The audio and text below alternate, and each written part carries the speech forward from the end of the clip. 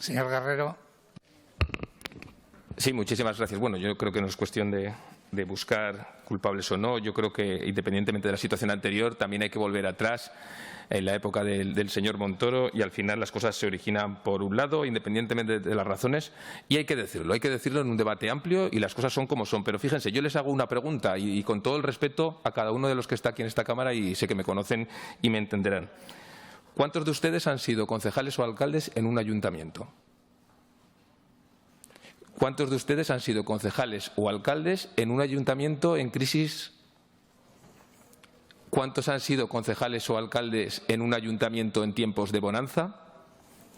¿Y cuántos de ustedes son alcaldes o concejales ahora en los tiempos que vienen y en donde no sabemos cuáles van a ser las mermas de ingresos, cuáles van a ser los gastos y con qué vamos a tener? Y yo simplemente, de verdad, les hago estas reflexiones porque, al margen de lo que tengan que defender ustedes, yo sé y creo y meto la mano en el fuego de que todos los que están aquí, metería la mano en el fuego el 100%, son municipalistas y conocen la realidad, al margen de la macrocapital que es Zaragoza, de lo que son nuestros pueblos y ciudades en Aragón.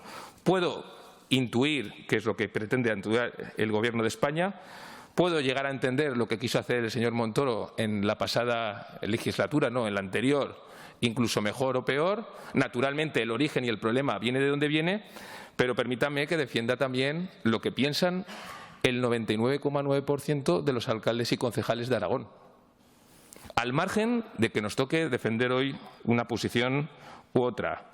Y de verdad, yo creo que todos los que estamos aquí defendemos, apoyamos, alabamos y reconocemos la labor importante e imperiosa que tienen nuestros alcaldes y concejales. Yo lo digo por los del Partido Aragonés, pero meto la mano en el fuego que el 99,9% de los concejales y alcaldes en Aragón, de los cuales el 98% lo hacen de una forma altruista, desinteresada, por su pueblo, poniendo y perdiendo tiempo de su familia, yo creo que son conscientes ustedes de la responsabilidad que tienen al frente de los ayuntamientos y más aún cuando además tienen que gestionar el dinero de todos mejor o con más cuidado que si fuera su propio dinero.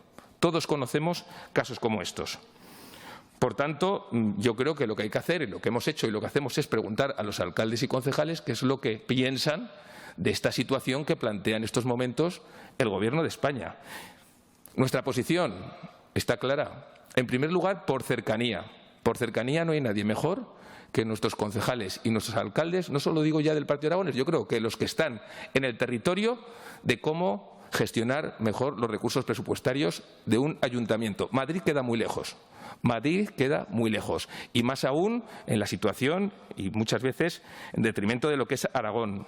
Por su buena gestión, por su historia y además porque nos encontramos en unos tiempos que son los del coronavirus, en donde si hablan con los interventores y los secretarios probablemente asistamos hacia una merma de ingresos en donde es necesario y sería importante que los que tienen ahorros puedan hacer frente para acometer a nivel social y a nivel económico lo que pueda pasar a partir de ahora por esa situación de incertidumbre que tenemos. Por tanto, nosotros les pedimos a los señores de Ciudadanos que nos dejen votar por separados y al Partido Popular que una enmienda de supresión en el punto 2. No conocemos ese recurso. Nosotros ya sabe que lo que queremos es la funcionalidad de lo que es la iniciativa, porque prácticamente sería una y otra igual, y si suprimen ese punto número 2 y nos dejan votar por separado, nos podríamos plantear el apoyo. Muchas gracias. Muchas gracias.